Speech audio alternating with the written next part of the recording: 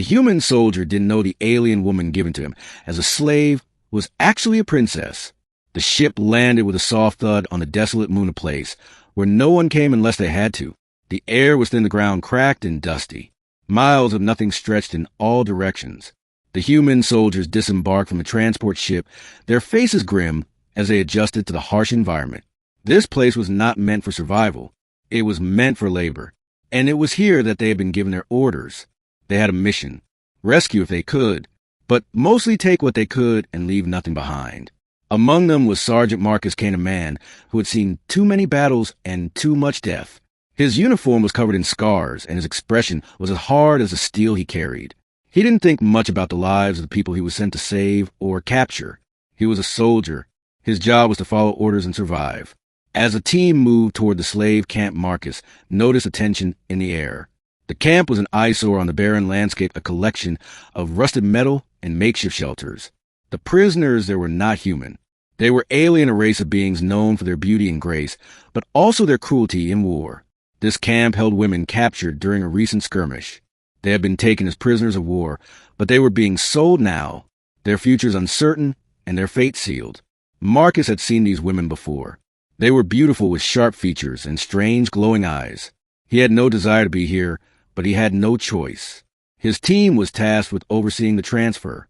They were not here to free anyone, just to make sure the transaction went smoothly. A figure caught his eye as they approached the camp. It was a woman standing apart from the others.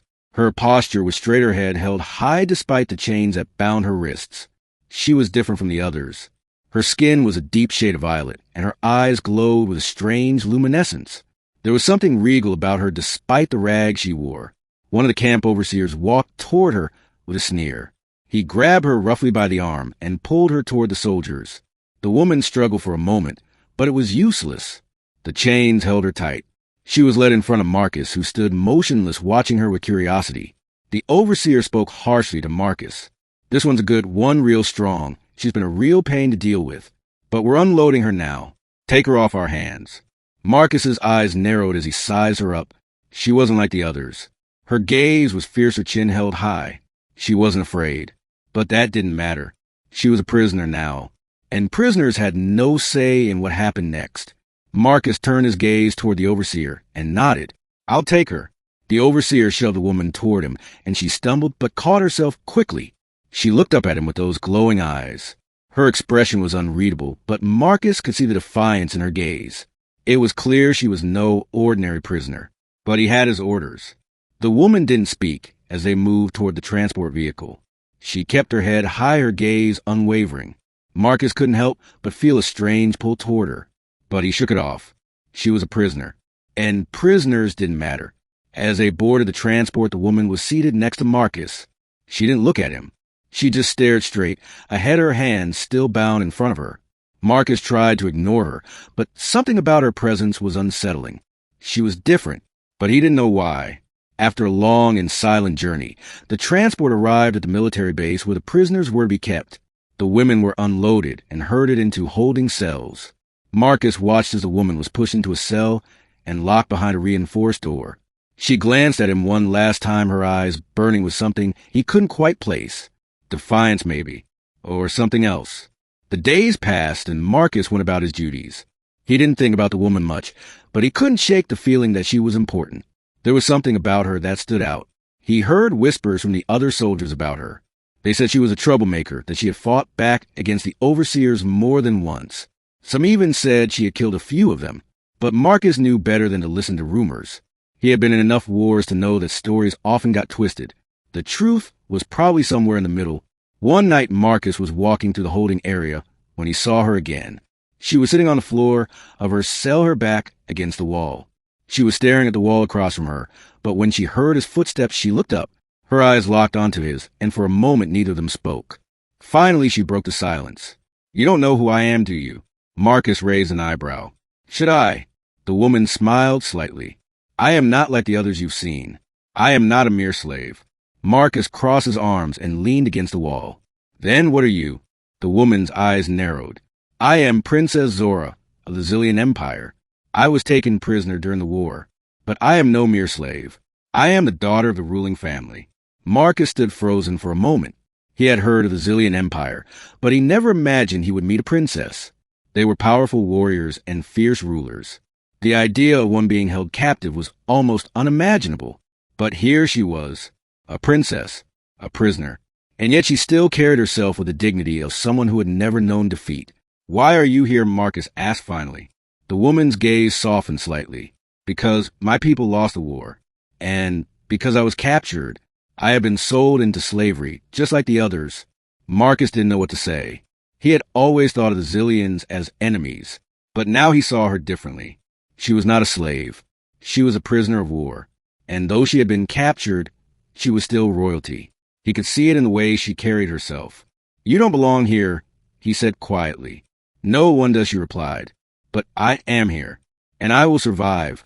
Marcus looked at her for a long moment, then turned to leave. "I'll make sure you're treated with respect," he said, before walking away. For the first time, Zora let herself relax just slightly. Maybe there was hope after all. Maybe not all humans were the same. As the days passed, Marcus found himself thinking about Zora more and more. She was different from the others. She was strong and proud, but she was also vulnerable. He couldn't help but admire her. He began to speak to her more during his patrols, always keeping his distance, but offering small gestures of kindness. He made sure her cell was clean and brought her food that was better than what the other prisoners received. Over time, a strange bond began to form between them. Marcus didn't know what it was, but he couldn't deny the connection he felt. Zora was more than just a princess. She was a person, a woman who had been caught in the wrong place at the wrong time, and he found himself wanting to help her. Then one day the base was attacked. The alarms blared as soldiers scrambled to defend their position. Marcus ran to his post, preparing for the worst. He heard explosions in the distance and saw flashes of light in the sky. The enemy was coming. As he fought to defend the base, he remembered Zora. She was still locked in her cell. She was a prisoner, but she was also a target. The enemy wouldn't care that she was a princess. They would take her if they could. Marcus fought harder than ever, determined to keep her safe. He knew that if they fell, she would be lost to the enemy, and he couldn't let that happen. Hours passed, and the battle raged on.